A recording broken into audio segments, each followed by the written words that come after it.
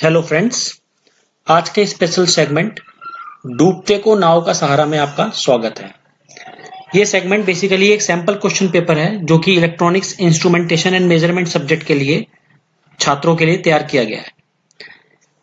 ये sample paper उन सभी छात्रों के लिए है जिन्होंने अपनी पढ़ाई शुरू कर दी है या जो अपनी पढ़ाई अब शुरू करने वाले हैं, ताकि आपको परीक्षा में अच्छे परिणाम प्राप्त हों। उसके लिए हमने ये सैंपल क्वेश्चंस तैयार करवाए हैं, जिससे कि आपको अपनी परीक्षा में तैयारी करने में सहायता मिल सके। उसके लिए हमने आपके लिए ये सैंपल पेपर तैयार किया है। इस सैंपल पेपर को हमने तैयार करवाने के लिए छात्रों का ही सहारा लिया है, जो हमारे मेधावी छात्र जो हमारे गत वर्षों में जो हमारे संस्था से पास आउट हुए हैं। तो इसमें से देखिए, सबसे पहले हमारे दिवाकर कुमार हैं, जो कि इलेक्ट्रॉनिक्स इंजीनियरिंग के डिप्लोमा के छात्र रहे हैं राजकीय पॉलिटेक्निक बिजनौर के, और इस समय वो इंजीनियर के रूप में काम कर रहे हैं Micromatic grinding technology private limited Ghaziabad में। पिछले 3.5 साल से electrical design and development department में ये इंजीनियर के रूप में कार्य कर रहे हैं और अपने समय के मेधावी छात्र ये संस्था के रहे हैं। दूसरे दीपांशु भारद्वाज, ये इलेक्ट्रॉनिक्स में डिप्लोमा कर चुके हैं और इस समय बीटेक कर रहे हैं मेरठ के इंजीनियरिंग कॉलेज से, और ये भी अपने समय के एक मेधावी छात्र रहे हैं। फिर राम नगीना, ये भी डिप्लोमा कर चुके हैं बिजनौर से और ये भी अपने समय के मेधावी छात्र रहे हैं। तो ये तीनों मेधावी छात्रों से समन्वय कायम करके हमने ये क्वेश्चन बैंक आपके लिए तैयार करवाया है और कुछ इसमें अपना भी अनुभव इसमें डाला है, जिससे कि आप लोगों को परीक्षा में अच्छे अंक प्राप्त हों और आपका उज्जवल भविष्य हो। उसके लिए हमने ये क्वेश्चन पेपर तैयार किया है। यदि इस क्वेश्चन पेपर में, ये सैंपल क्वेश्चन पेपर जो हमने तैयार किया है, इसका कोई भी क्वेश्चन एग्जाम में आता है, किसी भी एग्जाम में आपके आता है, तो वो मात्र एक संयोग होगा। तो इस चीज को आप ध्यान में रखें। हमने कोशिश की है कि आपकी ज्यादा से ज्यादा हम प्रश्न देके आपको प्रश्न आपके जो आपके एग्जाम में आने वाले उसमें आपको मदद कर सकें। तो सबसे पहले हम देखेंगे कि 2 नंबर के क्वेश्चन कैसे होंगे। ये सैंपल क्वेश्चंस हैं। तो पहला क्वेश्चन है, mention the application of bridges. Bridge की एप्लीकेशन क्या है वो आपको बतानी है। आपको पता है ब्रिज की एप्लीकेशन क्या क्या होती हैं। ऑसिलेटर में इस्तेमाल करते हैं, ठीक है, और भी हमसे क्या करते हैं, मेजरमेंट्स करते हैं बहुत सारे। तो ये आपको बताना है, संक्षिप्त में बताना है।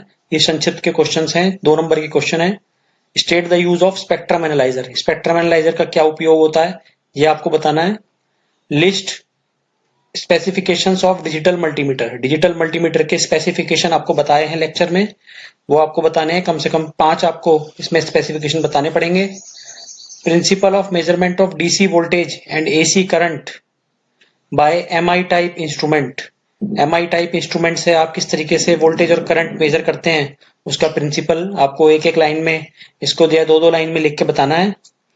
Write any 3 advantages of digital instruments over analogue instrument. यानी कि डिजिटल इंस्ट्रूमेंट और एनालॉग इंस्ट्रूमेंट के कोई 3 आपको एडवांटेजेस बताने हैं, ठीक है। डिजिटल इंस्ट्रूमेंट के एडवांटेजेस एनालॉग इंस्ट्रूमेंट्स के ऊपर वो आपको कोई 3 इसमें समझाने हैं। तो बेसिकली ये सैंपल क्वेश्चन थे।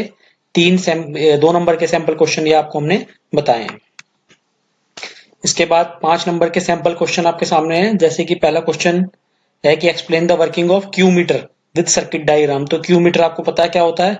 कॉइल का जो क्वालिटी फैक्टर होता है उसका मेजरमेंट करने के लिए क्यू मीटर का इस्तेमाल करते हैं। तो उसे सर्किट डायग्राम से आपको बताना है। तो ये एक 5 नंबर का क्वेश्चन संभावित हो सकता है। फिर दूसरा क्वेश्चन है कि व्हीटस्टोन ब्रिज का क्वेश्चन है, न्यूमेरिकल है बेसिकली। इसमें आपको 3 आर्म में रेजिस्टेंस दिया और चौथे आर्म का रेजिस्टेंस आपको निकालने के लिए कहा है। P upon Q equal to R upon S लगा के इसमें आप निकाल सकते हैं। फिर तीसरा क्वेश्चन है, रेडियो फ्रीक्वेंसी जनरेटर आपको समझाना है, ठीक है, किस तरीके से रेडियो फ्रीक्वेंसी जनरेट करते हैं, हार्टले ऑसिलेटर का इस्तेमाल करके करते हैं, वो आपको बताना है बेसिकली इसमें। फिर उसके बाद एक न्यूमेरिकल है एमीटर का, कि एमीटर जो है उसका use for the measurement of 20 milliampere current के लिए इस्तेमाल किया जा सकता है और उसकी जो रीडिंग है वो 19.85 है। तो उसके लिए आपको error, percentage error, absolute accuracy, ये सब आपको निकाल के दिखानी है। फिर उसके बाद मैक्सवेल ब्रिज की आउटपुट इक्वेशन से आपको मैक्सवेल ब्रिज को समझाना है। तो बेसिकली ये 5 नंबर के सैंपल क्वेश्चंस थे और देखेंगे हम 5 नंबर के सैंपल क्वेश्चंस। देखिए, इसमें पहला क्वेश्चन है, explain the construction and principle of operation of PMMC instrument. PMMC instrument का आपको कंस्ट्रक्शन और प्रिंसिपल ऑफ ऑपरेशन आपको स्केच डायग्राम से बिल्कुल साफ साफ बना के आपको समझाना है।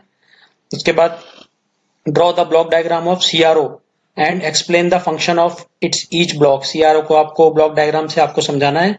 ये एक 5 नंबर का संभावित क्वेश्चन हो सकता है। Explain the capacitance measurement using Schering bridge with diagram.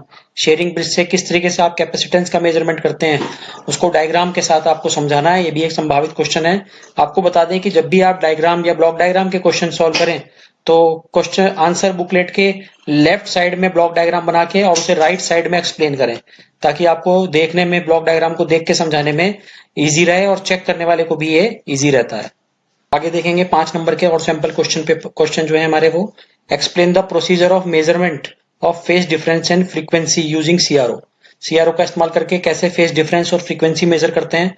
तो ये लीसा जॉइस पैटर्न से आपको बताना है। तो फेज डिफरेंस तो आप बताएंगे ही, और फ्रीक्वेंसी के लिए आप चाहें तो किसी दो एंगल पे 0 डिग्री पे या 30 डिग्री पे या 30 या 90 पे किसी दो पे आप इसे बता सकते हैं। तो 5 नंबर के लिए ये सफिशियंट होगा, क्योंकि अगर आप चारों के लिए बताएंगे 0, 30, 60 और 90 के लिए तो थोड़ा सा हो सकता है आपका आंसर लंबा हो जाए और दूसरे क्वेश्चन करने के लिए आपको समय ना मिले।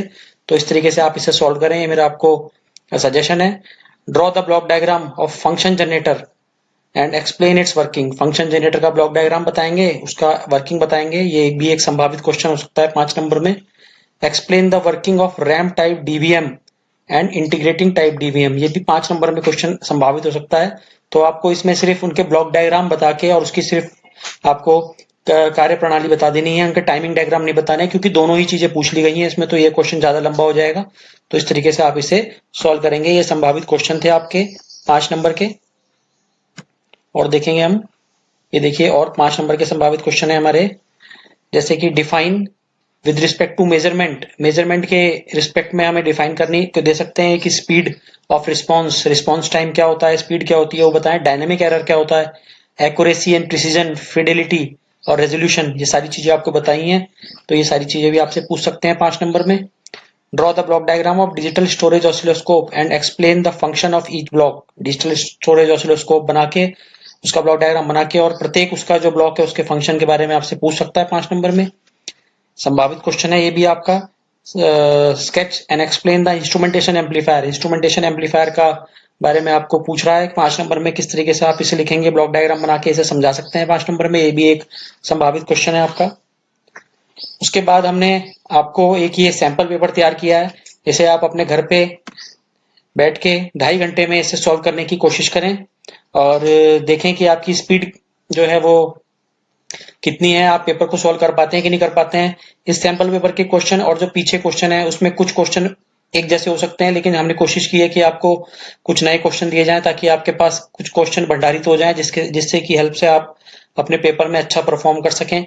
तो देखिए 2 नंबर के क्वेश्चन है इसमें, सॉरी 2 पार्ट अटेम्प्ट करने हैं आपको सबको। 5 नंबर के क्वेश्चन है। What is measurement, explain the types of error, state compare between analogue and digital instrument, explain the working and principle of spectrum analyzer, explain the principle of DC voltage and DC current measurement by multimeter, define PMMC meter. इसमें सिर्फ PMC meter की definition बताएंगे। RLC meter पूछा है क्या होता है, Q metre पूछा है क्या होता है। तो इस तरीके से पहले 2 प्रश्न हो गए। फिर तीसरा चौथा प्रश्न ये दिया है आपको, voltage measurement using electronic multimeter और उसके एडवांटेज डिसएडवांटेज। सभी 5 नंबर के संभावित प्रश्न है आपके। सीआरओ क्या होता है, सीआरटी भी आपको समझाना है उसी में। तो सीआरओ का ब्लॉक डायग्राम और सीआरटी का डायग्राम बना के बस आपको जल्दी जल्दी समझा देना है। प्रिसीजन एक्यूरेसी क्या होता है ये आपको बता देना है। सीआरओ प्रोब्स क्या होती हैं वो आपको बता देनी है, ठीक है। उसके बाद चौथा क्वेश्चन देखिए, टैंक सर्किट क्या होता है और हार्टले ऑसिलेटर क्या होता है वो आपको बता देना है। डीएसओ आपको बता देना है, डिजिटल स्टोरेज ऑसिलोस्कोप। फिर उसके बाद एंडरसन ब्रिज क्या होता है वो आपको इसमें बता देना है इसकी आउटपुट इक्वेशन के साथ। तो ये तीसरा और चौथा क्वेश्चन हो गया आपका। और 5वां क्वेश्चन है आपका, explain the function generator and pulse generator. तो दोनों के ब्लॉक डायग्राम बता के आप उसे समझा देंगे, थोड़ा संक्षिप्त में समझाएंगे क्योंकि बहुत बड़ा क्वेश्चन हो जाएगा ये आपका। Explain the working of Schering bridge by output expression. Schering bridge को आपको आउटपुट एक्सप्रेशन से उसका डायग्राम बना के समझा देना है। Explain the working of RAM type DVM with timing diagram. देखिए अब सिर्फ रैम टाइप पूछा है तो टाइमिंग डायग्राम भी साथ में पूछा है। पिछली बार इंटीग्रेटिंग भी पूछा था तो टाइमिंग डायग्राम नहीं लिखा था। तो इस तरीके से आप इसके टाइमिंग डायग्राम से इसे समझा सकते हैं। तो ये एक आपको मॉडल क्वेश्चन पेपर हमने तैयार करके दिया है, इसे आप 2.5 घंटे में सॉल्व करने की कोशिश करें। अगर आप चाहते हैं कि मैं इसको एक बार चेक करूं, इसको देख लूं किस तरीके से आपने किया है, तो ये मेरी ईमेल आईडी है, इस पे आप इसे भेजें, मैं इसको चेक करूंगा। आपका कोई भी दिक्कत होगी तो उसको आपको ईमेल के माध्यम से ही आपको वापस उसे भेज के आपको बताऊंगा कि कहाँ दिक्कत है, आपको कहाँ पे सुधार की जरूरत है। तो ये था आपका EIM का पेपर। अब आने वाला जो पेपर है आपका वो डूबते को नाव का सहारा हमारा दूसरा पेपर देगा वो आपको देगा इंडस्ट्रियल इलेक्ट्रॉनिक्स एंड ट्रांसड्यूसर, जो हम आपको 1 या 2 दिन में पब्लिश कर देंगे। Thank you very much. इस चैनल को सब्सक्राइब कर लें ताकि आपको आगे ही इस तरीके के मॉडल पेपर मिलते रहें।